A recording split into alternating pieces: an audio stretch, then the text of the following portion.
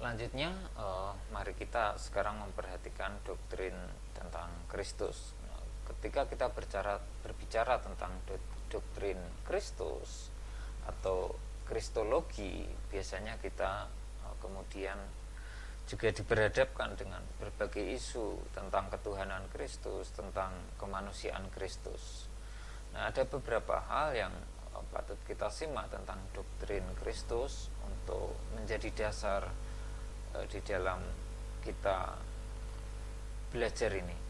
Yang pertama adalah kemanusiaan.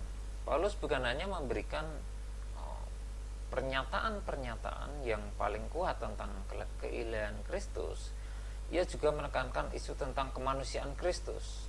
Kristus dilahirkan dari seorang perempuan misalnya. Nah, ini di dalam doktrin Paulus kita lihat di dalam Galatia 4 ayat yang keempat, di sana dikatakan di dalam tulisannya, tetapi telah genap waktunya, maka Allah mengutus anaknya yang lahir dari seorang perempuan dan takluk kepada hukum Taurat. Nah, ayat ini memberikan pemahaman bagi kita untuk kita mengerti tentang kemanusiaan Kristus. Bagaimana Kristus itu lahir dari seorang perempuan, darah Maria, begitu ya,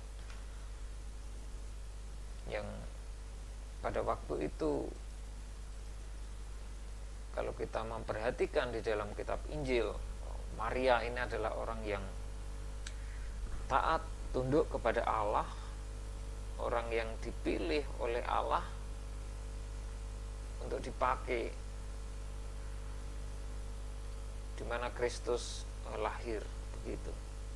Dan Kristus dilahirkan seorang perempuan. Ia memiliki kemanusiaan dari ibu duniawi dan memiliki keturunan fisik dari Daud.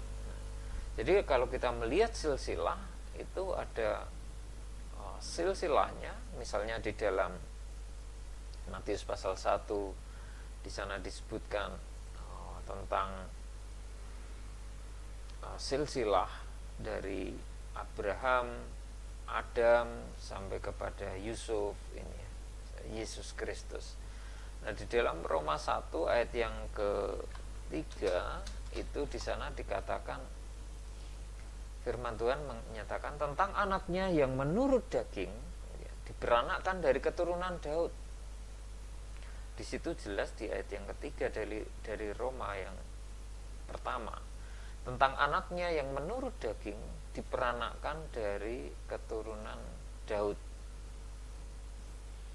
Nah, ayat ini memberikan penjelasan kepada kita tentang kemanusiaan Kristus. Jadi Kristus itu adalah manusia sejati.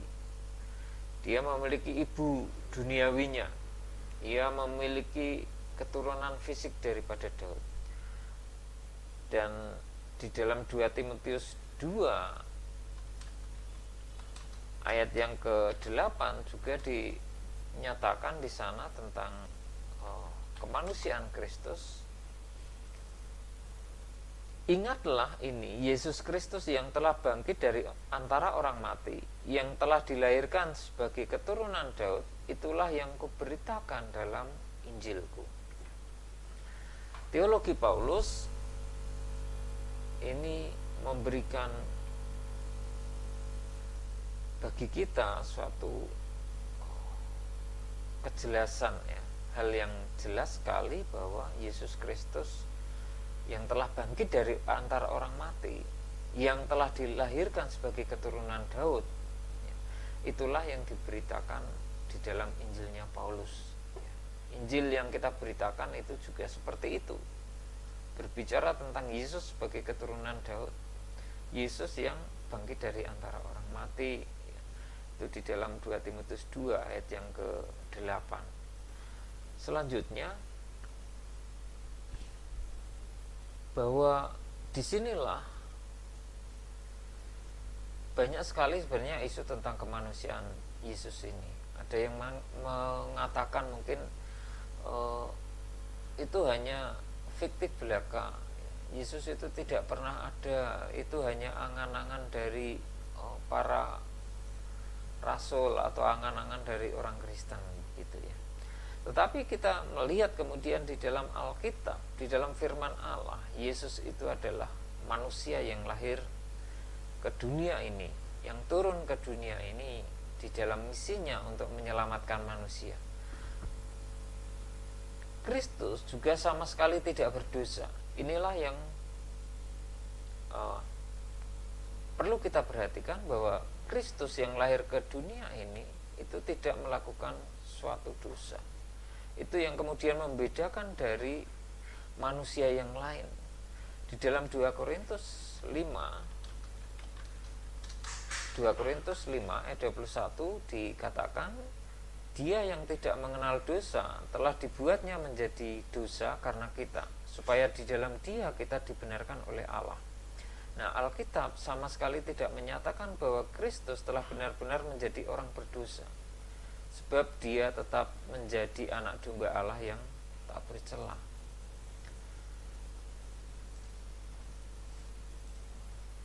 Jadi kalau kita memperhatikan di sini di 2 Korintus 5 ayat 21 ini, dia yang tidak mengenal dosa telah dibuatnya menjadi dosa karena kita, supaya dalam dia kita dibenarkan oleh Allah. Nah, inilah misi penyelamatan daripada Allah, itu adalah untuk membebaskan manusia dari dosa ini, atau untuk menebus dosa manusia ini, sehingga hukuman, penderitaan yang harusnya ditimpakan kepada manusia itu ditanggung oleh Kristus.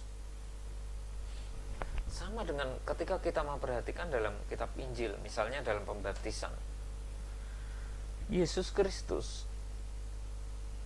itu juga dibaptiskan. Kalau kita tahu bahwa pada zaman Yohanes Pembaptis, bahwa pembaptisan, orang-orang yang dibaptis itu adalah orang-orang yang menyatakan dirinya bertobat, orang yang menyatakan dirinya menjauhi segala kejahatan, atau dia menyatakan pertobatannya, kemudian menyerahkan dirinya untuk dibaptiskan. Nah, inilah yang dilakukan oleh Yesus. Dia menggenapi apa yang dituliskan oleh para nabi, para nubuat, yang dinubuatkan oleh para nabi. Kristus datang untuk menebus dosa manusia. Jadi dia mengambil alih. Hukuman itu tidak ditimpakan kemudian kepada kita, tetapi di dalam diri Yesus. Nah, Yesus dibaptis bukan karena dosanya, tetapi Yesus dibaptis, dia menunjukkan ketaatannya dan dia menanggung dosa kita, sehingga ketika selesai Yesus dibaptis, Roh Kudus kemudian turun dalam merpati begitu, dan kemudian firman Allah menyatakan kepada dialah aku berkenan, ya, ini adalah anakku, kepadanya lah aku berkenan. Demikian juga dalam hal ini ketika kita memperhatikan tentang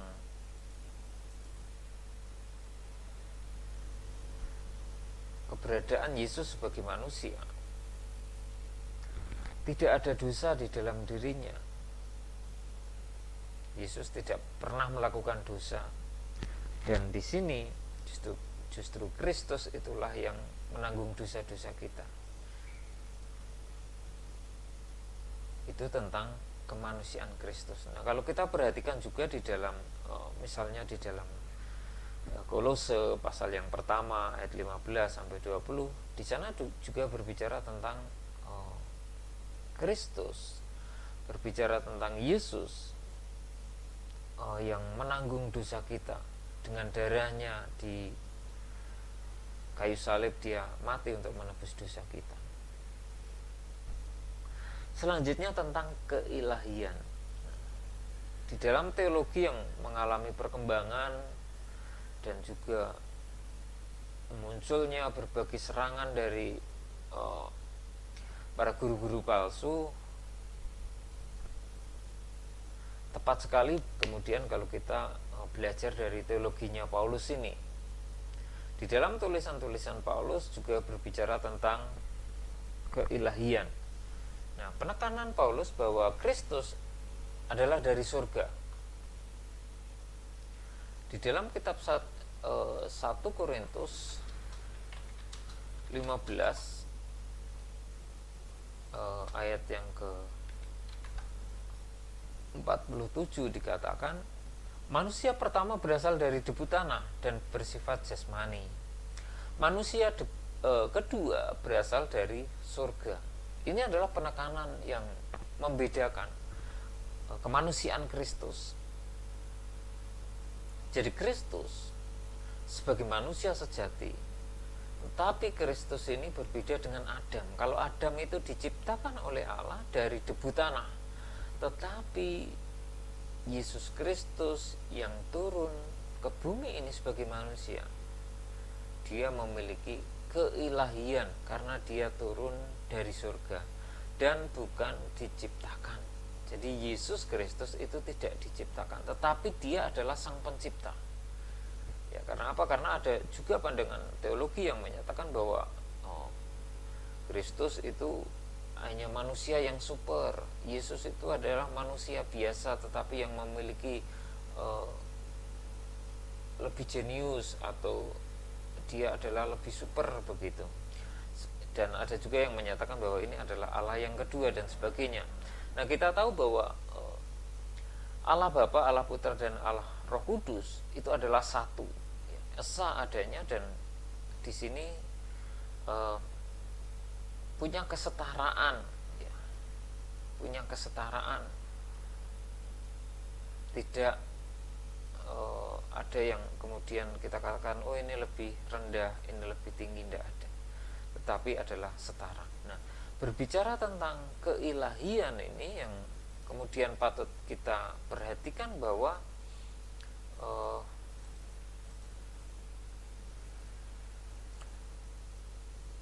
di sini penekanan Paulus tentang Kristus adalah dari surga mengusulkan, atau ini adalah berbicara tentang praeksistensinya dan kekekalannya.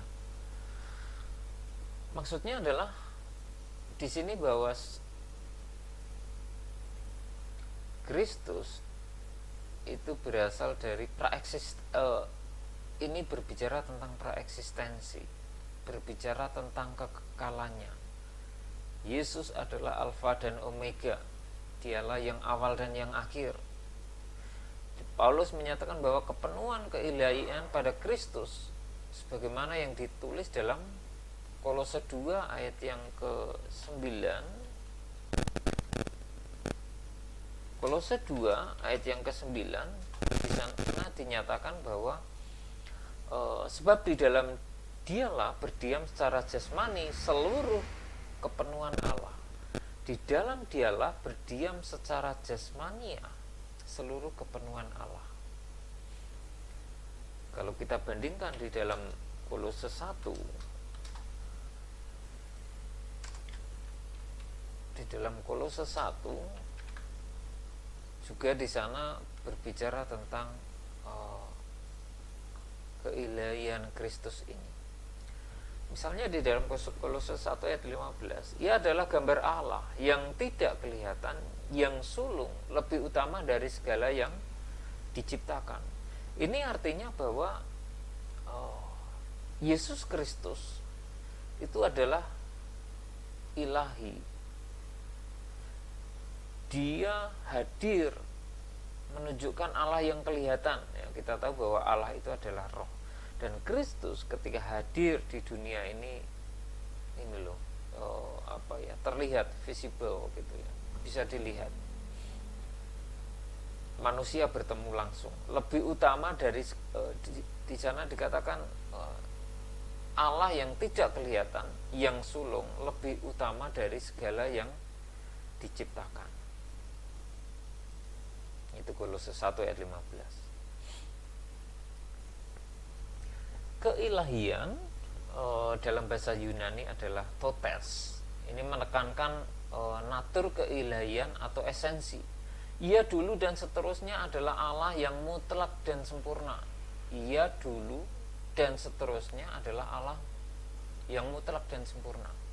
Kristus eksis atau hadir di dalam dunia ini, mengambil rupa sebagai manusia. Kita tahu bahwa Kristus eksis itu juga dalam rupa Allah. Dalam bahasa Yunani adalah morphe, mengusulkan, berbicara tentang karakter atau substansi esensial dari pribadi itu. Nah, Kristus dalam natur esensial eksis sebagai Allah. Ya, inilah yang kemudian kita perlu untuk belajar lagi, mendalami lagi tentang natur Allah. Natur Allah, kemudian eksistensi Allah, eksistensi Kristus, kemanusiaan Kristus, dan keilahiannya. Ini yang harus kita pahami. Nah, berbicara selanjutnya tentang ketuhanan.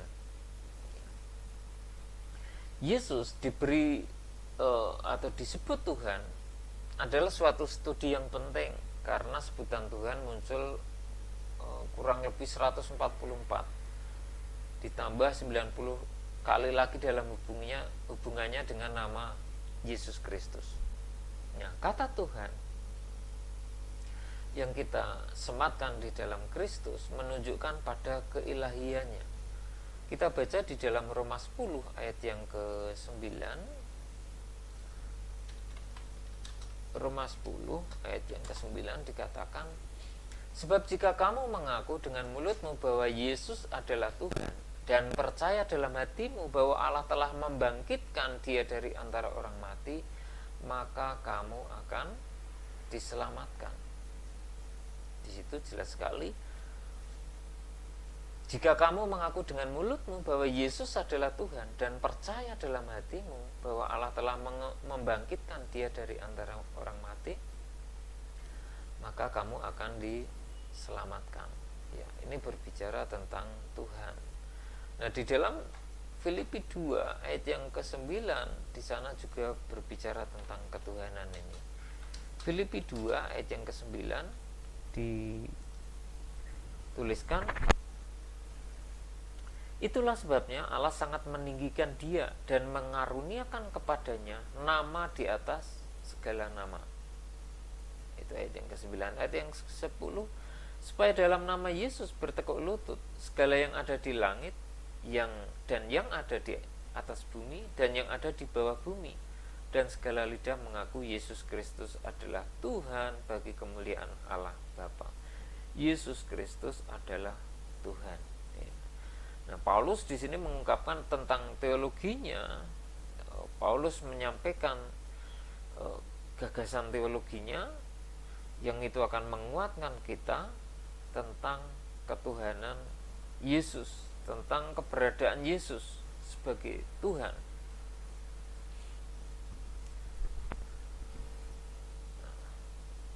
Selanjutnya berbicara tentang Tuhan. Tuhan menunjukkan pada kedaulatan. Tuhan itu memiliki kedaulatan. Di dalam 2 Korintus 4 ayat yang kelima, 2 Korintus 4 ayat yang kelima, di sana dituliskan oleh Rasul Paulus, sebab bukan diri kami yang kami beritakan, tetapi Yesus Kristus sebagai Tuhan. Jadi jelas bahwa dalam pengajaran, dalam iman Kristen kita, di dalam pengajaran kita menekankan di sini Yesus Kristus adalah Tuhan. Kristus adalah Tuhan. Ini yang berbeda dengan para guru-guru palsu atau pengajar sesat yang menyatakan, yang tidak percaya tentang keberadaan Kristus sebagai Tuhan, tidak percaya Yesus sebagai Tuhan. Tetapi kalau kita benar membaca firman Tuhan sendiri menyatakan bahwa Yesus Kristus itu adalah Tuhan. Teologinya Paulus ini menekankan Yesus Kristus adalah Tuhan, sebab bukan diri kami yang kami beritakan, tetapi Yesus Kristus sebagai Tuhan. Artinya apa? Pemberitaan kita itu justru memberitakan Yesus Kristus itu bukan Yesus Kristus itu adalah Tuhan. Berbeda dengan para guru-guru palsu atau pengajar-pengajar sesat yang menyatakan atau tidak percaya kepada Yesus Kristus sebagai Tuhan. Yang mungkin mereka menyebut bahwa Yesus itu adalah manusia biasa atau manusia yang super. Yesus Kristus itu adalah ciptaan Allah, atau berbicara tentang Yesus Kristus itu Allah yang kedua dan sebagainya. Tetapi teologi dari Rasul Paulus sangat jelas bahwa Yesus Kristus adalah Tuhan, dan diri kami sebagai hambamu karena kehendak Yesus. Nah, Paulus ini menyatakan Yesus sebagai Tuhan tidak hanya sekedar kemudian berkata-kata, tetapi kemudian dia menghambakan dirinya kepada Kristus, itu memberitakan Injil kepada semua orang. Jadi pengakuan Yesus adalah Tuhan itu kemudian disertai dengan sebuah tanggung jawab, disertai dengan sebuah tindakan-tindakan yang menunjukkan kehidupan Rasul Paulus ini benar-benar mengikuti apa yang diperintahkan oleh Tuhan. Nah, itu yang diteladankan kepada kita. Kita mengakui Yesus adalah Tuhan. Itu bukan hanya secara kognitif, secara pemikiran kita, secara ilmu pengetahuan, tidak. Tetapi di sini kita menyebut Yesus Kristus adalah Tuhan. Itu dari hati kita, hati nurani yang murni. Ini adalah yang kemudian kita sebut sebagai iman kita kepada Kristus. Kemudian di dalam tulisannya Rasul Paulus berbicara tentang ketuhanan, bahwa Tuhan menunjuk pada kerajaan Yesus dan pemerintahannya. Yesus sebagai Tuhan itu memiliki pemerintahan. Di dalam 1 Timotius 6 ayat yang ke-15, di sana dikatakan percekcokan antara saya ulangi lagi, di dalam 1 Timotius 6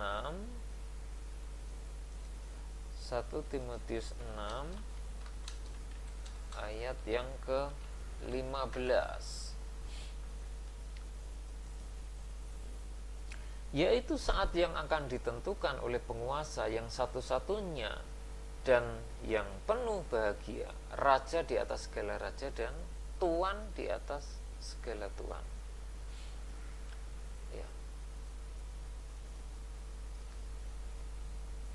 Ini adalah kekuasaan daripada Allah di dalam Yesus Kristus. Dia punya kuasa. Tuhan kita Yesus Kristus adalah Tuhan yang memiliki kuasa. 1 Timotius 6 ayat 15 yang kita baca tadi. Kemudian 1 Korintus 15 ayat 25 juga menyatakan demikian. Karena ia harus memegang pemerintahan sebagai raja sampai Allah meletakkan semua musuhnya di bawah kakinya. Karena ia harus memegang pemerintahan sebagai raja sampai Allah meletakkan semua musuhnya di bawah kakinya. Musuh terakhir yang dibinasakan ialah maut, begitu. Ini bahwa menunjukkan bahwa kemenangan Kristus Yesus sebagai, kalau kita urutkan dari yang depan tadi, bahwa Yesus Kristus yang turun ke bumi ini sebagai manusia, dia menanggung dosa manusia. Ini semua didasarkan oleh kasih Allah, sehingga Kristus itu datang ke dunia ini. Di dalam dunia mengalami penderitaan, mengalami cacian, ejekan dan sebagainya. Dan Yesus Kristus mati di kayu salib untuk menanggung dosa-dosa kita, supaya manusia itu diselamatkan. Nah, kemudian Yesus mati, mengalami kematian, dan pada hari yang ketiga bangkit. Selanjutnya bahwa Yesus Kristus ini adalah naik ke surga. Kalau kita memperhatikan di sini kemudian bahwa inilah kemenangan yang kemudian dinyatakan, yaitu pemerintahan, kekuasaan itu adalah di dalam Kristus Yesus. Inilah yang menjadi pergumulan teologi kita untuk teman-teman kemudian mendiskusikannya kembali, mencatatnya, dan kemudian mempelajari lebih dalam lagi pandangan kita tentang Yesus Kristus sebagai Tuhan. Ya, silakan nanti teman-teman untuk mencatatkannya, memberikan pandangannya tentang Yesus Kristus sebagai Tuhan, tentang kekuasaan Kristus, kemudian keilahian Kristus, dan kemanusiaan Kristus ini. Ya, inilah beberapa hal yang bisa kita pelajari pada hari ini bersama dengan teman-teman untuk pertemuan kita hari ini. Terima kasih, dan kita akan mengakhiri dengan kita berdoa. Mari kita berdoa. Tuhan, terima kasih buat hari ini kami boleh belajar firman-Mu, kami boleh belajar kebenaran daripada Engkau, untuk kami sungguh-sungguh belajar mendasarkan kehidupan kami, iman kami kepada Engkau. Melalui belajar teologi ini kami dibukakan hati kami, pikiran kami, pengetahuan kami, supaya kami memahami dengan benar bahwa Engkau adalah Allah di atas di bumi ini, Allah yang berkuasa di surga, dan Engkau adalah Allah yang menguasai kehidupan kami. Terima kasih Tuhan, dalam nama Tuhan Yesus Kristus kami berdoa dan mengucapkan syukur. Haleluya, amin.